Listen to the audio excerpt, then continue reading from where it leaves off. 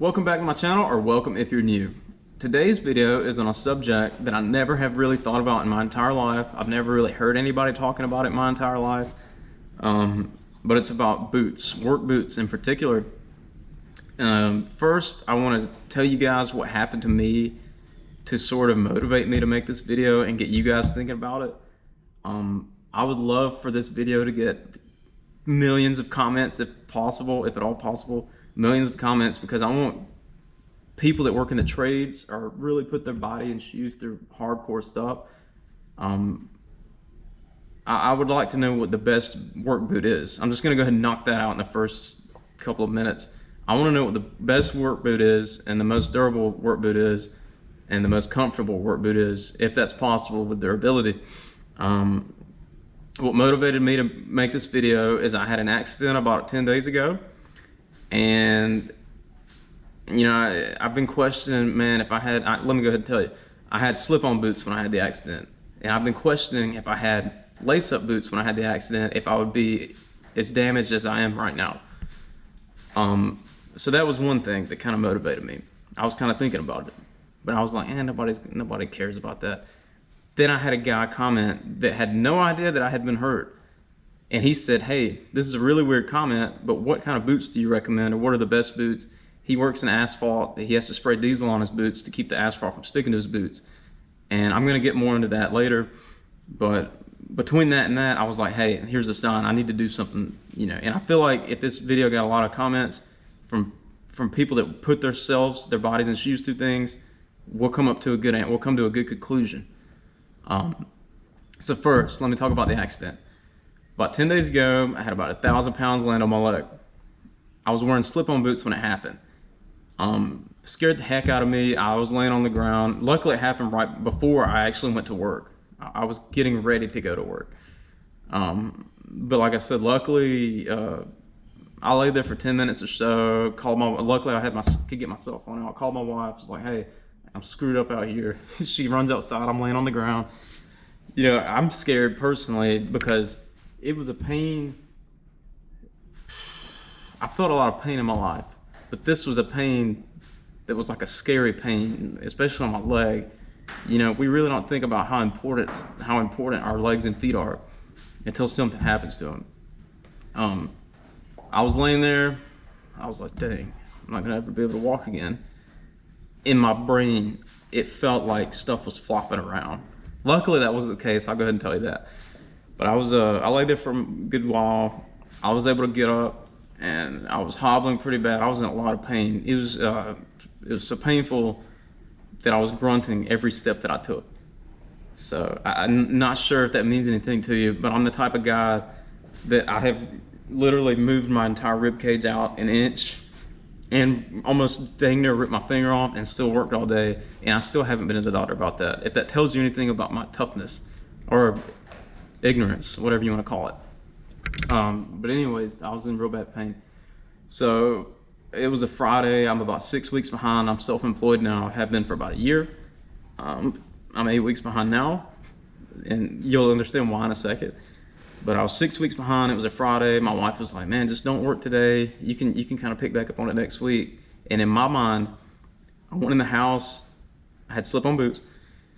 My wife says, you know, you're gonna stay at home today? You're not gonna work? She was happy. I said, no. She said, what are you doing then? I said, I'm gonna try to get this dang boot off, and I'm gonna go get me some lace-up boots. She said, why are you putting lace-up boots? I said, because they'll hold my leg together long enough to get me through the day. And after I said that, I never really thought about this before, but after I said that, I should have been wearing lace-up boots to begin with, in my mind. And you guys, I want you guys' opinions on this. I mean, we're gonna get to that. I know I keep saying we're gonna get to that, but it's going to be a pretty decent story and a pretty decent explanation, so I want you guys to kind of understand where I'm headed. Should I have been wearing lace-up boots? And what's been going through my head is, if I was wearing lace-up boots when the accident happened, would I have been as hurt as I am now? Anyways, the lace-up boots got me through the day. I made it till about 2 or 3 o'clock, and I started limping really hard. I mean, I guess the first half of the day was like adrenaline, and my wife gave me some, I think she gave me Tylenol. I don't really take medicine. I'm not against medicine or anything. I just don't really take it unless I absolutely need it. and then I felt like I absolutely needed it to get me through the day. So I took some Tylenol or something, and I guess it kind of started wearing off too. Anyways, 2 or 3 o'clock, started limping real hard. I was moving probably quarter speed of what I normally move. I got home, took my shoe off, and I couldn't walk anymore after that. And I don't really go to the doctor or nothing like that. I'm real hard-headed, in case you haven't got this by now. But I went to the doctor on the Saturday, the next morning, and they did the scans and all this type of stuff. Luckily, somehow, it was a miracle, no broken bones. I was like, yeah, no broken bones. That was awesome. But they said you got a lot of torn tendons or disconnected tendons or ligaments, something. I don't know. I don't really remember. I keep touching my camera because I'm not sure if it's recording, just to get that, so you guys understand what's going on there. But I was like, yes, no broken bones, got some torn ligaments and stuff. I was like, what does that mean? He was like, well, what that means is you need to sit around for a minimum of a week. I was like, crap. Because I'm the type of person that always wants to get out and work or get out and do something. I always got to be doing something. I don't like sitting around. It gives me like anxiety and I feel lazy and worthless. I know, crazy, whatever. I don't like to sit around, is what I'm saying. So I was like, as much pain as I was in, and I feel like it was really severe, or the severity of the thing that happened to my leg. I said, well, I'll sit around. So I sat around, and I like I said, I don't know who thinks about shoes and boots and stuff like that. I had the accident, and I was continuously thinking, if I had been wearing lace-up boots, would this have prevented me from getting as hurt as I did versus the slip-on ones? And that, along with me going in to swap boots out, I'm gonna straight up tell you, I want to know your guys' opinions on this. But I'm never wearing lace-up. I'm never wearing slip-on boots again, probably. I might wear them for because they look cool sometimes if I'm not gonna be planning on working or anything. But as far as work goes, I'm wearing lace-up boots from now on, every time now. Because let me tell you, when I got hurt, my ankle swelled up, or my leg rather. It was from about mid-shin down to the bottom of my foot. It looked like a grapefruit. I'm not exaggerating. It scared me. When I saw it, I just wanted to cover it back up with a shoe and get on. I didn't even think about it. I didn't want to. It hurt. It was gross. But I couldn't get the dang slip-on boot off. I couldn't get it off. I was scared I was gonna have to cut it. But you guys know boots are very expensive. And me being cheap and trying to get the most out of everything, I'm not cutting that thing off. I'm just going to keep slowly tugging on it until it comes off.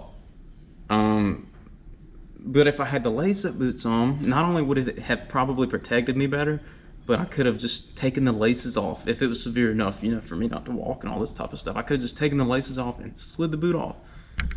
I was thinking about that a lot. And what else triggered me to make this video along with that is I had a guy comment on one of my videos, and I said nothing. I don't think I did anyway. I said nothing about my injury, and I said nothing about shoes or boots. Matter of fact, I know I didn't, because it was on a video of me this pad that I'm sitting on. You guys can see this is a pretty decent sized pad. I poured this pad, and he commented on it, said, I know this is a really weird comment, but what type of boots are you wearing? Because I need a pair of boots that last because he works in asphalt, and he has to spray diesel fluid. What the heck is that? He has to spray diesel on his shoes to keep the asphalt off. And I was like, I wanted to help him out, so I started researching that. I started researching, what's the best shoe, what's the best boot, what's the best work boots. And I couldn't find anything. I'm sure it may be out there, but you gotta look real hard for it. And I want to get the answer. I want to first find an answer, and then I want to somehow get it out to where everybody knows that it's going to need a good solid work boot to last a long time. I was looking through Google, looked on YouTube, and since I was injured and sitting around for a long time, I did it for probably an entire day. I know that's bad, but I didn't have anything else to do, and I wanted to be useful in some way, because I felt like I could help this guy out. I still haven't commented on him. Hopefully he'll see this video and we'll get some comments going. But I couldn't find anything really legitimate. Like most of the YouTube videos that I found, it was people that was trying to sell something, or people that didn't really, they were in the shoe business and they were just rating the shoe based on their opinion of its build and all this type of stuff. Not people that actually you know, like trade guys or trade people or, you know, landscapers or this, that, somebody that really puts their body in shoes through something hardcore.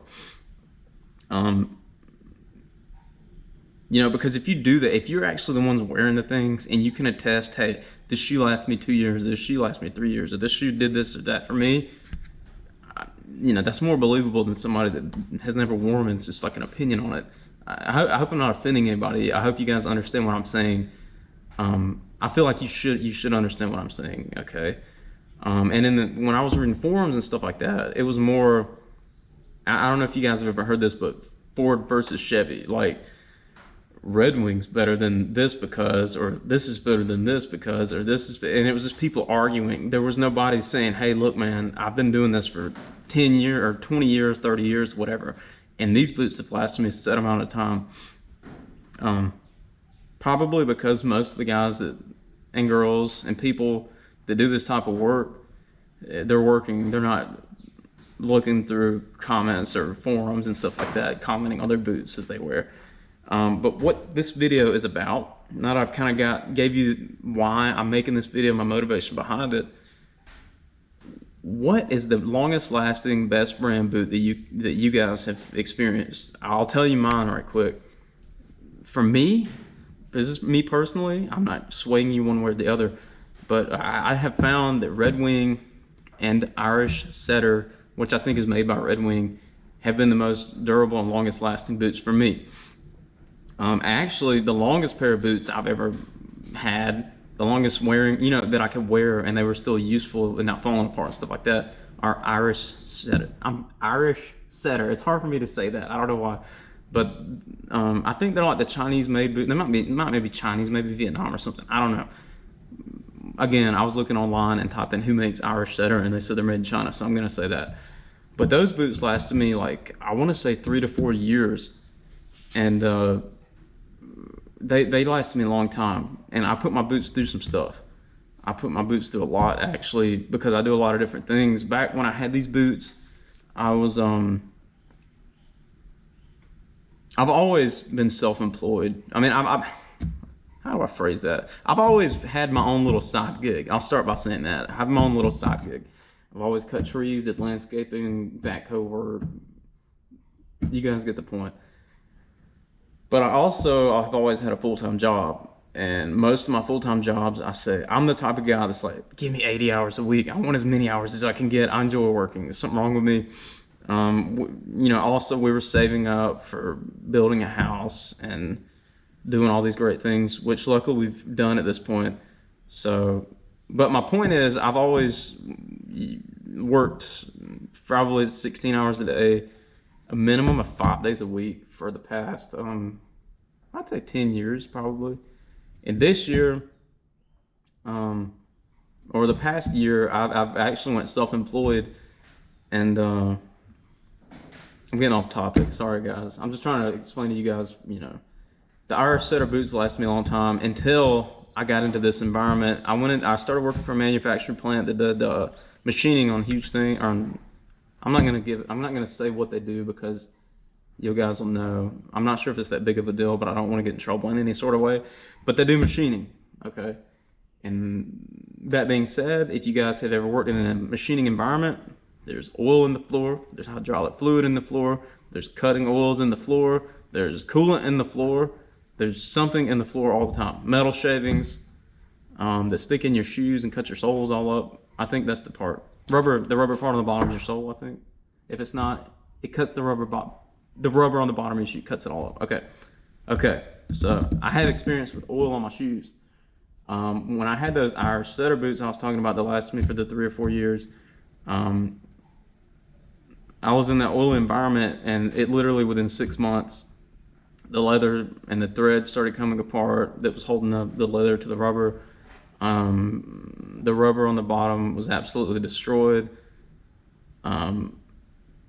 So, and none of the people that I worked with could really find any boots that lasted longer than a year. I mean, you were really lucky if you got a pair of boots that last a year in that environment.